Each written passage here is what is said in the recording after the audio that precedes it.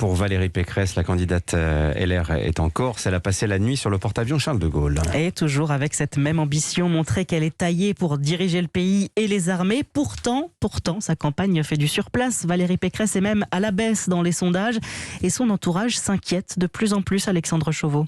Oui, alors certes, les Français mettent du temps à s'intéresser à cette élection, mais Valérie Pécresse, elle, est toujours en quête de marqueurs dans cette campagne. La candidate décline bien toute une série de propositions, souvent très détaillées, mais peine à imposer des mesures phares qui marquent l'opinion.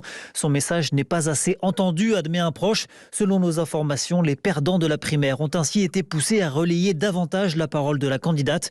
Et puis, sa personnalité suscite également quelques critiques. Jugée trop froide par certains, Valérie Pécresse ne se distingue pas par son humour et incarne un modèle de réussite qui peut parfois énerver.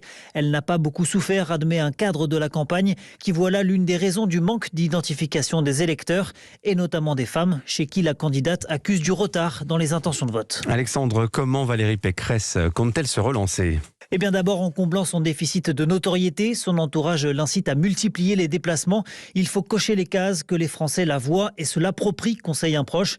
La marque Pécresse a ainsi encore du mal à être clairement identifiée par les Français, raison pour laquelle son équipe planche en ce moment sur un slogan et une affiche de campagne. Mais la vraie échéance qui doit marquer un tournant, c'est le meeting du 13 février prochain au Zénith de Paris, où la candidate doit dévoiler, au-delà de son programme, sa vision pour la France. Alexandre Chauveau du service politique d'Europe 1.